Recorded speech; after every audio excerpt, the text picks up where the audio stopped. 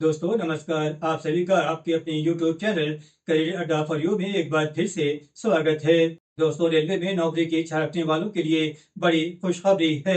Railway भर्ती board ने assistant loco pilot के 9,000 से अधिक पदों पर नियुक्ति के लिए नोटिफिकेशन जारी कर दिया है। मैट्रिक के ITI इंजीनियरिंग में डिग्री और डिप्लोमा उत्तीर्ण छात्रों के लिए ये एक शानदार मौका है।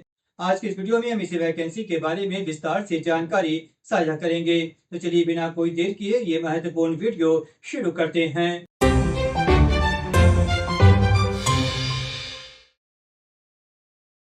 दोस्तों, सहायक लोको पायलट के लिए ऑनलाइन आवेदन की प्रक्रिया 12 अप्रैल 2025 से शुरू हो चुकी है। ऑनलाइन आवेदन की अंतिम तारीख 11 मई 2025 है। आवेदन शुल्क जमा करने की आखिरी तारीख 13 मई 2025 रखी गई है। वहीं अभ्यर्थी ऑनलाइन आवेदन में 14 मई से 23 मई 2025 के बीच सुधार कर सकते हैं। आइए देखते हैं कैटेगरी वाइज वैकेंसी कितनी रखी गई है। सामान्य वर्ग के लिए 4116 वैकेंसी है। SC के लिए 1716, ST के लिए 858, OBC के लिए 2289 और EWS के लिए 991 वैकेंसी रखी गई है। इस तरह सहायक लोको पायलट के लिए वैकेंसी की कुल संख्या 9,970 होती है। यहाँ नोट करें कि कुल रिक्तियों में 1004 पद पूर्व सैनिकों के लिए आरक्षित है। आइए सहायक लोको पायलट के लिए जोन वाइज वैकेंसी पर नजर डालते हैं।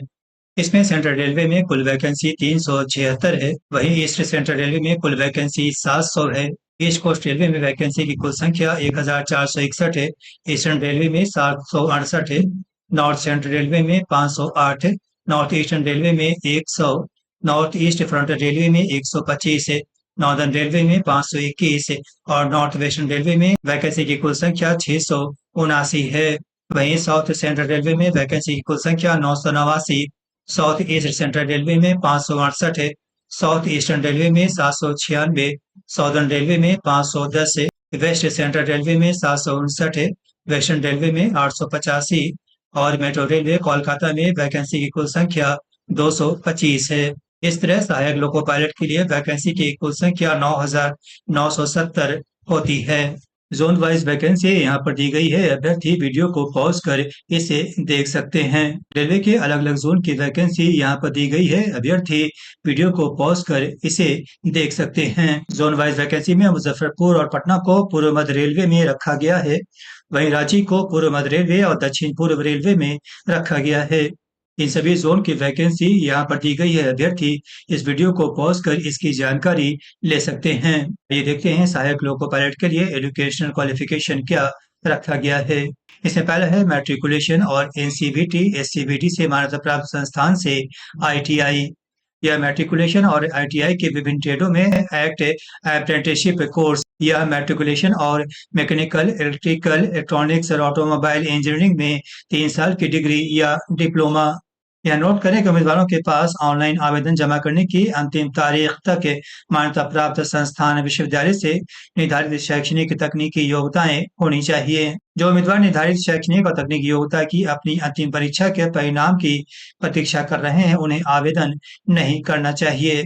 आइए देखते हैं इस पद के लिए आयु सीमा क्या रखी गई है।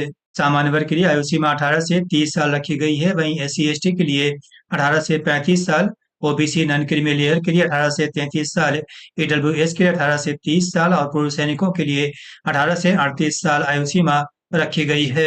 यह नोट करें कि आयु सीमा की गणना 1 जुलाई 2025 के आधार पर की जाएगी।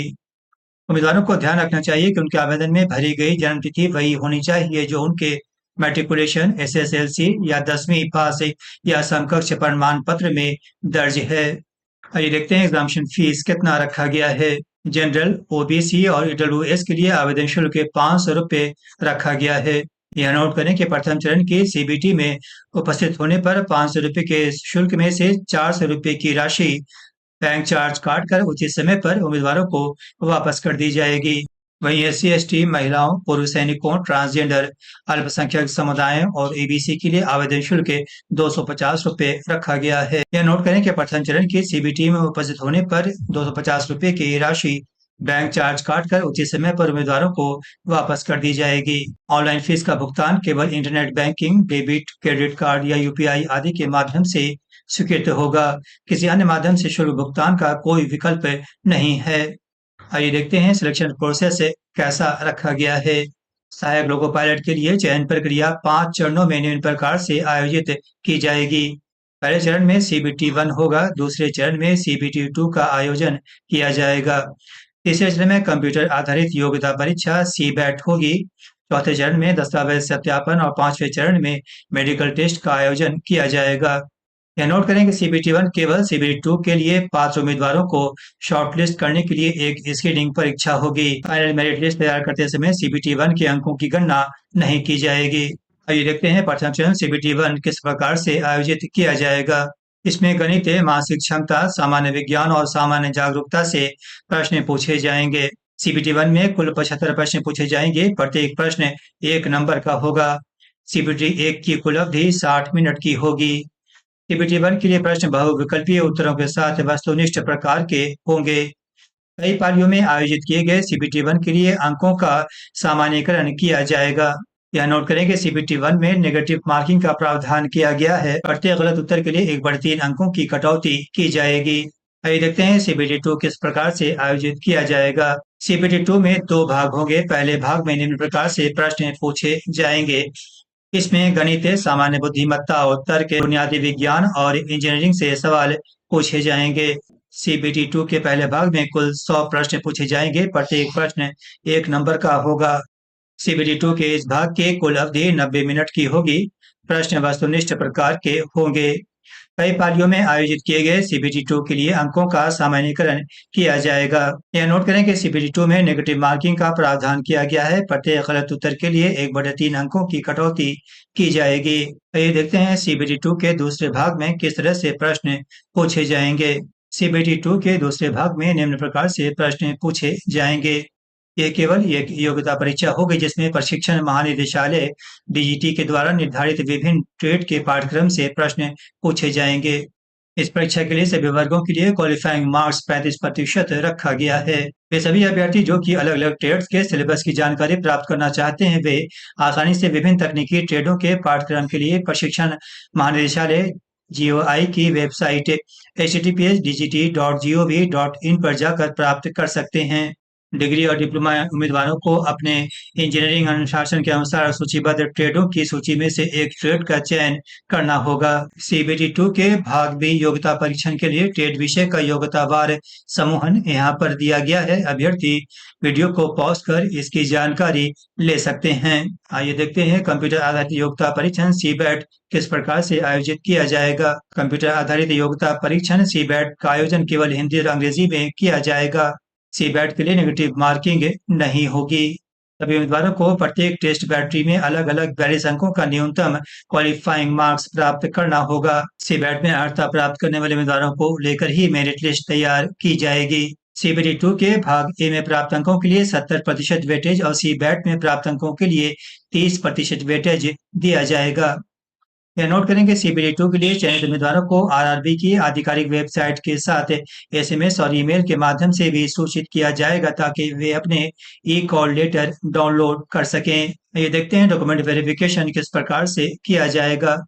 सीबीटी 2 के पार्ट ए में उम्मीदवारों के अंकों और योग्यता के आधार पर सीबीटी 2 के पार्ट बी में अर्हता प्राप्त करने और सीबैट में अंकों के आधार पर रिक्तियों की संख्या के बराबर उम्मीदवारों को दस्तावेज सत्यापन के लिए बुलाया जाएगा। उम्मीदवारों को दस्तावेज सत्यापन के समय अपने सभी मूल दस्तावेजों के साथ साथ फोटोकॉपी के 2 सेट प्रस्तुत करने होंगे। इसके अलावा उम्मीदवारों को दस्तावेज सत्यापन की तारीख से पहले फोटो और हस्ताक्षर की स्कैन की गई प्रतियां in original colour portal oirms-ir.gov.in/rrbdv के माध्यम से अपलोड करना होगा। सभी प्रमाण पत्र केवल अंग्रेजी या हिंदी में होने चाहिए। दस्तावेज सत्यापन की तारीख पर अपने मूल प्रमाण पत्र प्रस्तुत नहीं करने वाले उम्मीदवारों को कोई अंतिम समय नहीं दिया जाएगा और ऐसे उम्मीदवारों की उम्मीदवारी जब्त की जा सकती है। आइए देखते हैं सहायक लोको पायलट के लिए मेडिकल टेस्ट किस प्रकार से आयोजित किया जाएगा। सहायक लोको पायलट पद के लिए आवश्यक आईसाइट निम्न प्रकार से होना चाहिए। उम्मीदवार वीडियो पॉज कर इसकी जानकारी ले सकते हैं।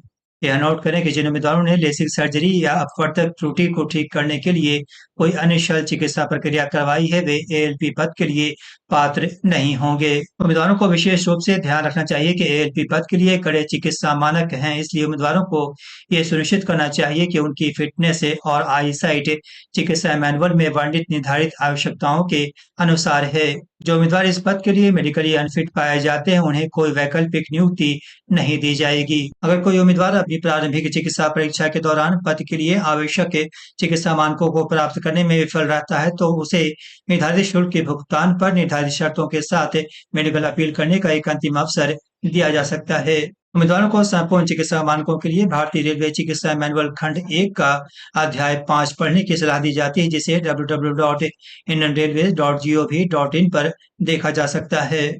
आइए देखते हैं इस पद के लिए आवेदन की प्रक्रिया क्या रखी गई है। उम्मीदवार केवल आरआरबी की आधिकारिक वेबसाइट के माध्यम से ऑनलाइन आवेदन कर सकते हैं।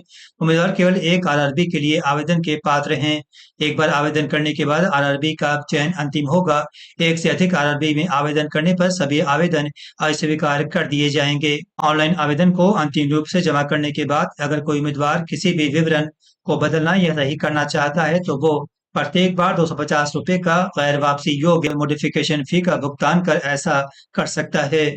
यह नोट करें कि create an account form mobile number और ईमेल आईडी में भरे गए विवरण और चुने गए आरआरबी को बदला नहीं जा सकता है। उम्मीदवार आवेदन में सुधार 14 मई से 23 मई 2025 तक कर सकते हैं। उम्मीदवारों को ऑनलाइन आवेदन भरने से पहले अनिवार्य रूप से स्कैन किए गए निम्न दस्तावेज तैयार रखने होंगे। पहला है मानक फोटो, रंगीन पासपोर्ट आकार का फोटो जिसका साइज 35 mm चौड़ाई और 45 mm हाइट होना चाहिए, जिसमें केवल सादे सफेद रंग की पृष्ठभूमि हो। तस्वीर का आकार 50 से 150 केबी के बीच होना चाहिए। रंगीन तस्वीर आवेदन जमा करने की अंतिम तारीख से 2 महीने से अधिक पुरानी नहीं होनी चाहिए। फोटो पर हस्ताक्षर, नाम, तारीख या कोई अन्य निशान नहीं होना चाहिए। दूसरा है मानक हस्ताक्षर, केवल काली स्याही वाले पेन से सफेद कागज पर होने चाहिए। हस्ताक्षर जेपेग फॉर्मेट में होना चाहिए और फाइल का आकार 30 से 49 केबी के बीच होना चाहिए। इसका रेजोल्यूशन कम से कम चौड़ाई इंटू 60 पिक्सल ऊंचाई होना चाहिए। आइए देखते हैं सहायक लोको पायलट के लिए पे स्केल कितना रखा गया है। सहायक लोको पायलट के लिए प्रारंभिक वेतनमान ₹19,900 से ₹63,200 रखा गया है। इसका पे लेवल 2 है। 7वें वेतन आयोग के अनुसार एएलपी को वेतन के साथ एचआरए, डीए और ट्रैवल अलाउंस सहित अन्य भत्ते भी प्रदान किए जाएंगे। उम्मीदवार आवेदन जमा करने के तकनीकी मुद्दों से संबंधित किसी भी प्रश्न के लिए सभी कार्य दिवसों में सुबह 10 बजे से शाम 5 बजे तक हेल्पलाइन नंबर 0172565333 और 9592001188 के साथ ईमेल rrbhelp@csc.gov.in पर संपर्क कर सकते हैं। इस नियुक्ति प्रक्रिया में शामिल होने वाले रेलवे बोर्ड की वेबसाइट निम्न में दी गई है। अभ्यर्थी वीडियो को पॉज कर इसकी जानकारी ले सकते हैं। नियुक्ति प्रक्रिया में शामिल होने वाले रेलवे बोर्ड की वेबसाइट निम्न में दी गई है। इसे अभ्यर्थी वीडियो पॉज कर देख सकते हैं। उम्मीद है आप सभी को इस वैकेंसी की जानकारी पसंद आई होगी। जानकारी पसंद आई हो तो फटाफट चैनल को सब्सक्राइब, लाइक, कमेंट और अधिक से अधिक शेयर करें। इसके साथ ही नोटिफिकेशन की घंटी को भी प्रेस करना भूलें ताकि हमारी आने वाली तमाम अहम वीडियो सबसे पहले आप तक पहुंचे। मिलते हैं अगली वीडियो में एक नई और शानदार वैकेंसी के साथ। नमस्कार।